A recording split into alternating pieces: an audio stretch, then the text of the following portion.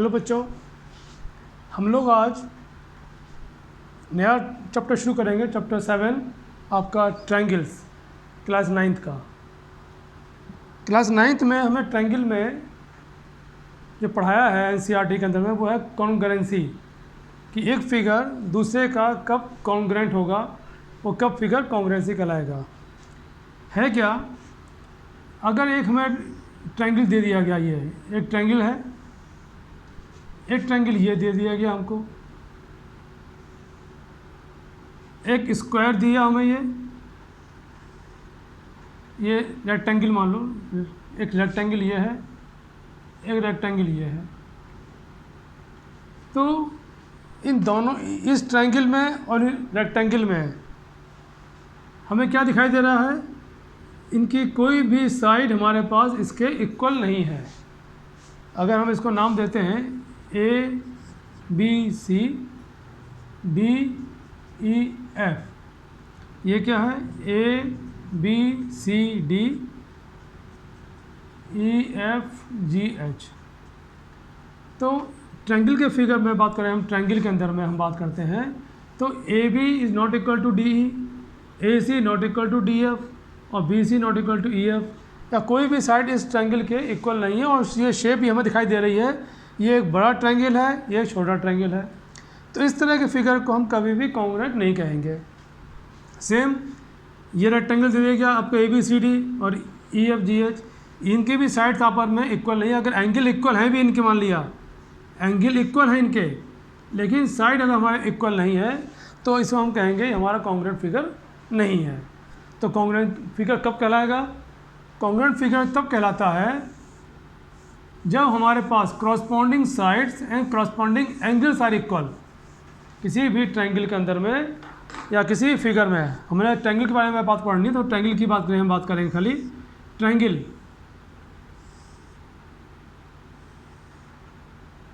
ये एक ट्रायंगल है, हमने मान लिया ये ट्रायंगल सेम है, A B C D E F. इसमें हम ये बात कहेंगे कि क्रॉसपॉन्डिंग साइड, अगर हमने लिखा triangle A B C and triangle D E F, इसको आप लोग बेटा ध्यान से समझना कि चीज़ क्या है, क्योंकि अगर आपने ये चीज़ समझ ली तो आपका ट्रायंगल चैप्टर बहुत इजी हो जाएगा आपके लिए। बेसिक है। क्रॉसपॉन्डिंग साइड किसे कहेंगे हम, क्रॉसपॉन्डिंग साइड कहलाती है, हमने लिखा A B C D, A B C और डी ई एफ। तो क्रॉसपॉन्डिंग साइड क्या कहलाएगी, ए बी, इस ट्रायंगल की साइड ए बी, दूसरे ट्रायंगल की साइड कहलाएगी हमारे पास डी ई, ये कहलाएंगे क्रॉसपॉन्डिंग साइड। अगली साइड कहलाएगी बी सी, यहाँ कहलाएगी ई एफ, और थर्ड साइड कहलाएगी सी ए और यहाँ कहलाएगी एफ डी। तो क्रॉसपॉन्डिंग साइड क्या होगी हमारे पास, अगर A B is equal to D E है, B C is equal to E F और C A is equal to F D हो, ऑल साइड्स हमारे इस तरह से इक्वल हो जाती हैं, तो हम क्या कहेंगे इसके अंदर में, इसको एक कॉन्ग्रुएंट फिगर। क्या है, इसकी ऑल साइड्स आर इक्वल। जब साइड्स इक्वल है तो हमारे पास, जैसे एक कॉइन है, 1 रुपये का कॉइन, सेम दूसरा कॉइन ले हम, दोनों एक ऊपर एक रख दें, वो एक दूसरे को कवर अप कर लेंगे।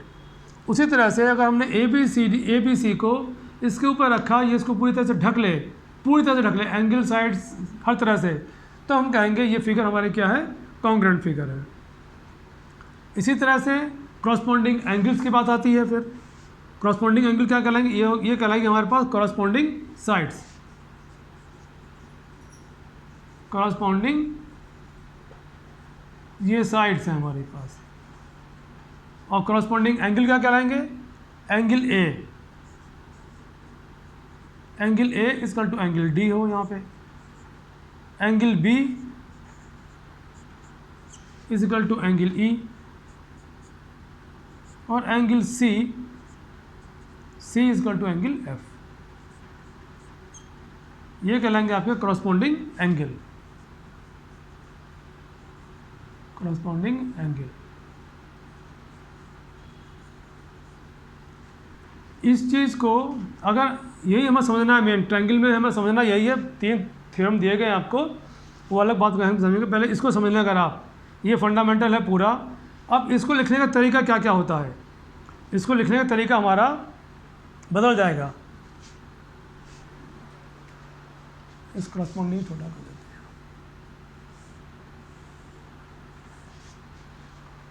इसको लिखते हैं हम करस्पॉन्डिंग साइड, करस्पॉन्डिंग एंगल। अब देखना इसको, अब हमने क्या लिखा था यहाँ पे, A B C and triangle D E F. इसी को आप लिख सकते हैं, अगर हम शुरू करते हैं, इस सी को हम पहले ले आते हैं, सी को हम पहले ले आए अगर हम, ये फर्स्ट तरीका लिखने का ट्रायंगल का कॉन्ग्रुएंट। दूसरा तरीका क्या होगा, पूछ सकने का तरीका, सी A B, C A B, तो जो कॉन्ग्रुएंट फिगर हो जाते हैं तो उसको हम लिखते हैं C A B congruent to triangle. जब ये ट्रायंगल हमने कॉन्ग्रुएंट कर दिया ए बी सी, और यहाँ लिखेंगे triangle A B C congruent to triangle D E F, D E F. इसी को लिखने का तरीका हमारे पास यहाँ हमने लिखा triangle A B C congruent to triangle D E F. ये एक तरीका लिखने का है हमारे पास। इसी को हम दूसरी तरह से कैसे लिख सकते हैं, इसी को, ये चीज़ को हमने लिख दिया सी ए बी, सी को क्या पहले ले आए और ए बी को आगे सरका दिया हमने। इसको लिख सकते हैं हम एफ डी ई। अब बच्चे कहेंगे कि ये तो फ़र्क, ये अलग लिखा हुआ है, ये अलग लिखा हुआ है, दोनों बातें एक ही लिखी हुई हैं। अब आप देखो इसमें corresponding side C A is equal to F D आ गया, A B is equal to D E है, B C is equal to E F. तो ये भी लिखने का तरीका, जो ये लिखा हुआ है, जो ये बात लिखी गई है, सेम टू सेम बात ये लिखी गई है। इसको तीसरा तरीका क्या लिखने का, इसका भी angle C is equal to angle F, C is equal to angle F, A is equal to angle D, A is equal to angle D, B is equal to angle E, B is equal to angle E. इसी को हम तीसरी तरह से कैसे लिखेंगे, हम जो पूछते हैं एग्जामिनेशन में बच्चों को कंफ्यूज करने के लिए, वो क्या है। अब हम इस बी को पहले ले आओ, ट्रायंगल बी पहले लाए तो सी और ए आगे सरका दो इसको आप, ई को आप पहले ले आइए यहाँ पे, ई एफ डी। अब बच्चे कहेंगे ये तीनों बातें अलग, ये भी बात अलग लिखी हुई है, नहीं, ये भी बात हमारी जो ये लिखा गया था वही ये है, वही ये लिखा हुआ है। अब इसमें देखो करस्पॉन्डिंग साइड क्या कहलाएंगे हमारे पास, B C is equal to F E F हो गया, C A is equal to F D, C A is equal to F D, और A B is equal to D E. Same बात है ये। और angle B is equal to angle E, angle B is equal to angle E, angle C is equal to angle F, C is equal to angle F, angle A is equal to angle D, A is equal to angle D. अगर आपने इन तीनों statement को समझ लिया, क्योंकि कहीं भी आपको इस तरह से समझाते हुआ कहीं मिलेगा नहीं कि तीनों स्टेटमेंट आपने एक जगह लिख करके इसको आप समझाएं।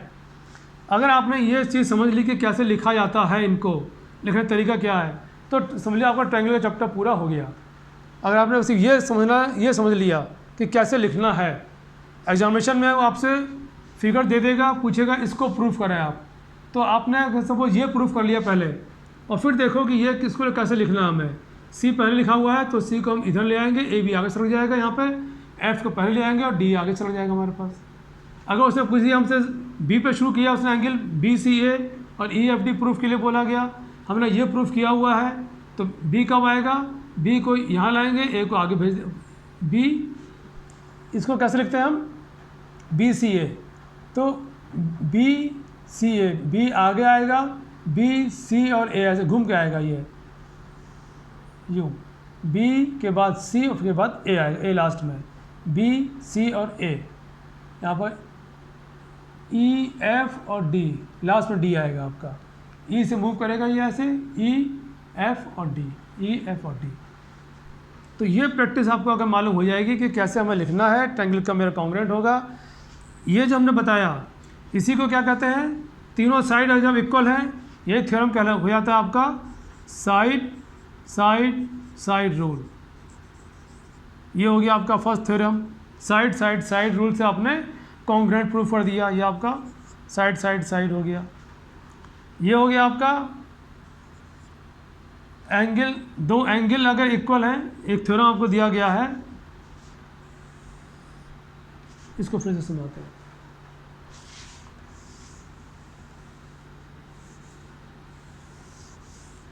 आपको 3 थ्योरम पढ़ने हैं इसके अंदर में।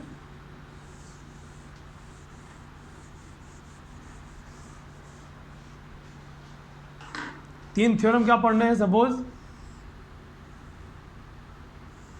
एक ट्रायंगल है ए बी सी, एक ट्रायंगल है आपका डी ई एफ। अब इसमें अगर हमारे पास वो थ्योरम क्या कहलाता है, साइड साइड साइड रूल में all sides, all corresponding sides are equal. तो हम कह सकते हैं हमारा ट्रायंगल क्या है, वो कॉन्ग्रुएंट है। वो कब होता है, अगर A B is equal to D E है, B C is equal to E F और C A is equal to F D. अगर ये कंडीशन आपकी बनती है तो हम ये कह लेंगे ये भी क्योंकि साइड है, ये भी एक साइड है, ये भी साइड है, तो साइड साइड रूल से हमारा ट्रायंगल क्या हो जाएगा, ये कॉन्ग्रुएंट हो जाएगा हमारा। अब अगला रूल क्या आता है इसमें, साइड एंगल साइड। वो रूल क्या कहलाता है, side angle side, side angle side, कि वो एंगल एक साइड हमारे कॉरस्पॉन्डिंग साइड और एक दूसरी कॉरस्पॉन्डिंग साइड, तो एक हमें लिखा ट्रायंगल ए बी सी, ये कॉन्ग्रुएंट हो रहा है, मान लिया हम कॉन्ग्रुएंट ट्रायंगल हमारे पास ये डी ई एफ। ये कैसे कॉन्ग्रुएंट है, हमने लिखा इसमें A B equal to D E है, angle B equal to angle E है और B C equal to E F. ये क्या है, साइड, ये एंगल, ये साइड। जब हमारा कोई भी ट्रायंगल कब कॉन्ग्रुएंट कहलाएगा, ये है आपका साइड एंगल साइड रूल। ये रूल कब बनता है, जब दो कॉरस्पॉन्डिंग साइड और उन साइड के बीच का जो एंगल है, उन साइड से जो एंगल बन रहा है हमारा, वो अगर सेम हो तो हमारा वो ट्रायंगल कॉन्ग्रुएंट कहलाएगा। ये हो गया आपका, ये एक साइड कॉरस्पॉन्डिंग साइड, एक साइड, ये दूसरी side corresponding side B C continuation में ई एफ, और इन दोनों के बीच का एंगल क्या है, बी एंगल आ रहा है, बीच का एंगल बी आ रहा है, तो हम कहेंगे हमारा ये ट्रायंगल क्या है, कॉन्ग्रुएंट है। ये कहलाता है आपका साइड एंगल साइड रूल कहलाता है। और तीसरा रूल इसमें आता है